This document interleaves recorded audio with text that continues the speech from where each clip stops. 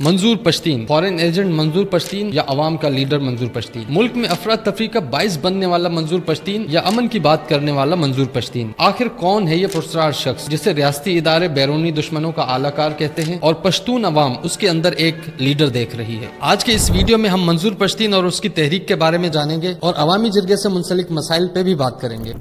Manzoor Pashtun is the face of a growing protest movement in Pakistan, one daring to challenge the country's powerful military. دشمن ایجنسیوں کی funding اور حمایت سے وجود میں آنے والی فتنہ الخوارج اور پی ٹی ایم کا گٹھ جوڑ کھل کر سامنے آ گیا۔ اشتعال انگیز تقریر اور بغاوت کے مقدمے میں اہم پیش رفت ہوئی ہے۔ کراچی کی انسداد دہشت گردی عدالت نے مفرور ملزم منظور پشتین اور محسن داوڑ کو اشتہاری قرار دینے کی کارروائی کا حکم دے دیا ہے۔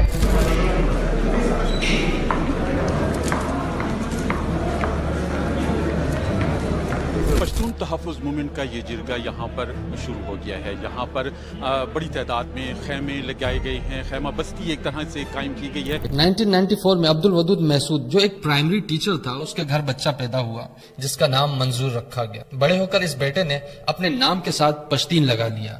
پشتین کا مطلب ہے پشتو بولنے والا۔ منظور کا تعلق جنوبی وزیرستان کی ایک تحصیل سروی کائی سے ہے جہاں محسود قبائل آباد ہیں۔ 2005 میں منظور پشتین کی فیملی IDP یعنی کہ انٹرنلی ڈسپلیسڈ پرسنز بن کر ڈیرہ اسماعیل خان چلی گئی۔ پھر انہیں 2007 میں دوبارہ ہجرت کرنی پڑی، لیکن 2008 میں وہ لوگ واپس آ گئے۔ پھر جب 2008 میں آپریشن زلزلہ ہوا تو اس کی فیملی کو دوبارہ IDP بننا پڑا۔ اس کے بعد پھر 2009 میں آپریشن راہ نجات کے دوران بھی منظور کی فیملی کو IDP بننا پڑا۔ یہ سب بتانے کا مقصد یہ ہے کہ منظور پشتین نے اپنے بچپن کے دنوں سے ہی گولیوں کی تڑتڑاہٹ سنی، جنگ و جدل دیکھی اور اپنا بچپن کئی مرتبہ نقل مکانی کر کر گزارا۔ اس دوران اس نے آرمی پبلک اسکول بنو سے سیکنڈری ایجوکیشن بھی حاصل کی اور پھر 2016 میں گومل یونیورسٹی ڈیرہ اسماعیل خان سے ویٹرنری ڈاکٹر کی ڈگری بھی حاصل کی۔ گومل یونیورسٹی میں ڈگری کے دوران ہی منظور پشتین نے اپنے ساتھیوں کے ساتھ مل کے MTM شروع کی، یعنی کہ محسود تحفظ موومنٹ۔ اور اس وقت MTM کے کچھ خاص مطالبات بھی تھے۔ ان میں سے سب سے اہم جو مطالبہ تھا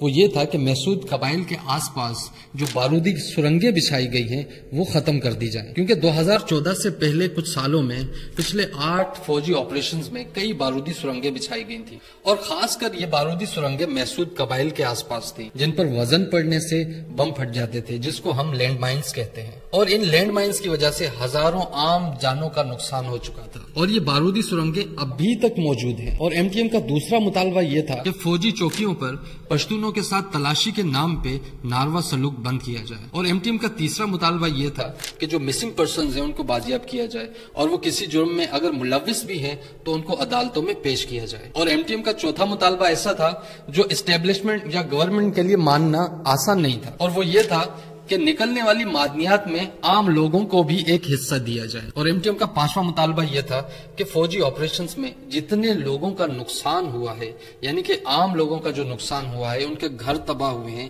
یا کوئی جانی نقصان ہوا ہے، تو اس کا ازالہ کیا جائے، ان کا نقصان پورا کیا جائے۔ دوستو MTM ایک سماجی تحریک تھی جو اس وقت لو پروفائل تحریک تھی، لیکن 2018 میں ہونے والے ایک واقعہ نے MTM کو راتوں رات مشہور کر دیا۔ وہ کچھ یوں تھا کہ محسود قبیلے کا ایک نوجوان جو کراچی اس غرض سے آیا تھا کہ اس کو ماڈلنگ کرنی ہے، جس کا نام تھا نقیب اللہ محسود، اس کو سندھ پولیس کے بدنام زمانہ انکاؤنٹر اسپیشلسٹ راؤ انوار نے ایک جعلی مقابلے میں قتل کر دیا۔ اور نقیب اللہ محسود کے اوپر الزام لگایا گیا کہ اس کا TTP کے ساتھ تعلق ہے، جبکہ وہ کراچی میں صرف ماڈل بننے آیا تھا۔ نقیب اللہ محسود کے قتل کے بعد نقیب اللہ محسود کے والد نے انصاف لینے کے لیے جدوجہد کا آغاز کیا اور اس جدوجہد میں منظور پشتین اس کے ساتھ ہو لیا۔ یہ وہ جدوجہد تھی جس نے MTM اور منظور پشتین کو راتوں رات ہٹ کر دیا۔ اس کے بعد منظور پشتین اور نقیب اللہ محسود کا فادر ایک لانگ مارچ لے کے جاتے ہیں اسلام آباد۔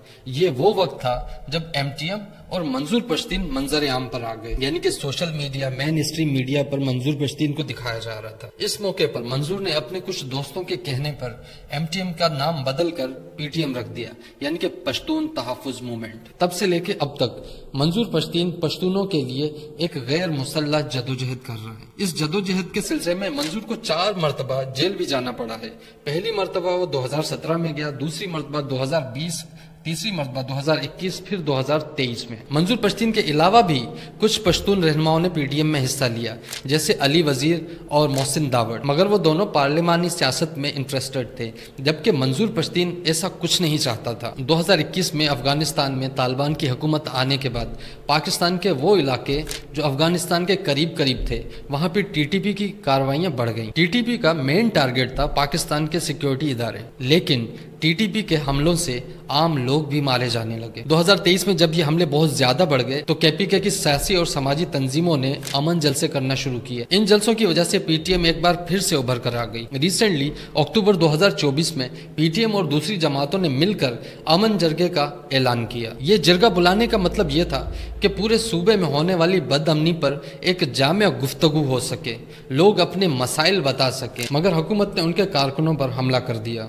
और जरगे से कबल पीटीएम को बैन कर दिया। इस सब सूरत हाल में सबसे ज्यादा मुश्किल में जो शख्स था वो था केपीके का वजीर आला अली अमीन गंडापुर, क्योंकि पीटीआई के कारकुन पीटीएम के साथ हमदर्दी रखते थे और उनका साथ दे रहे थे, लेकिन पुलिस को ऊपर से ऑर्डर था कि पीटीएम के कारकुनों के खिलाफ क्रैकडाउन करना है। इस सब सूरत हाल के चलते हुए जो अहम लोग हैं, आप समझते हैं कि हमारे पाकिस्तान में कौन अहम लोग हैं, उन लोगों ने फैसला किया और पीटीएम को इजाजत दे दी जरगा बिठाने की। ये कौमी जरगा 11 अक्टूबर से लेकर 13 अक्टूबर 2024 तक जमरूद के इलाके में मुनक्किद हुआ। इस कौमी जरगे में सियासी, मजहबी और कौम परस्त जमातों ने हिस्सा लिया। केपीके के वजीर आला अली अमीन गंडापुर और अपोजिशन लीडर उमर अयूब खान ने भी इस जरगे में शिरकत की। 11 अक्टूबर 2024 जो इस जरगे का पहला दिन था, उस दिन शुरा ने सिर्फ खिताब किया। फिर 12 अक्टूबर के रोज तमाम कायदीन ने मिलकर एक लाए अमल तैयार किया। फिर 13 अक्टूबर 2024 को पश्तून नेशनल जरगा ऑर्गेनाइजेशन कमेटी बनाई गई। इस कमेटी का ये काम है कि इस जरगे में जितने मुतालबात रखे गए उन पे काम करना और आइंदा के लिए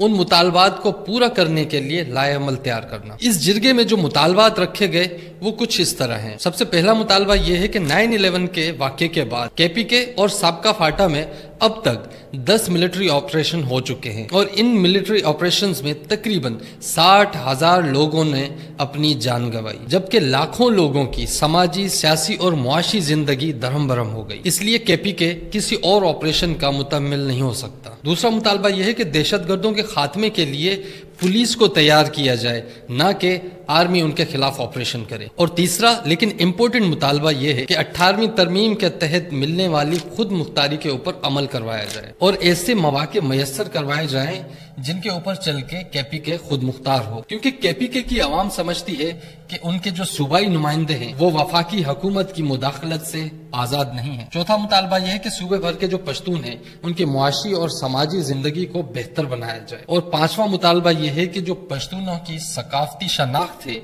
उसका तहफ़्फ़ुज़ किया जाए और उसके साथ साथ इंसानी हकूक की भी पासदारी की जाए। तो दोस्तों, ये है मंजूर पश्तीन और पीटीएम का 10 साला सफर। इस 10 साला सफर की वजह से रियासत पाकिस्तान और पाकिस्तान के कई इदारे मंजूर पश्तीन के ऊपर इसराइल का एजेंट, रॉ का एजेंट या फॉरेन फंडेड प्रॉक्सी भी कहते हैं और ऐसे कई लेबल लगाते हैं, लेकिन पश्तूनों की एक बहुत बड़ी तादाद मंजूर पश्तीन की शक्ल में एक कायद को देखती है। मैंने अब तक के सारे वाकयात आपके सामने रखे हैं। अब आप इस चीज का फैसला करें कि मंजूर पश्तीन कौन है। आया वो एक गैर मुल्की एजेंट है या अवाम का हमदर्द है? अपनी राय कमेंट में जरूर दीजिएगा। मिलते हैं नेक्स्ट वीडियो में। अल्लाह हाफिज।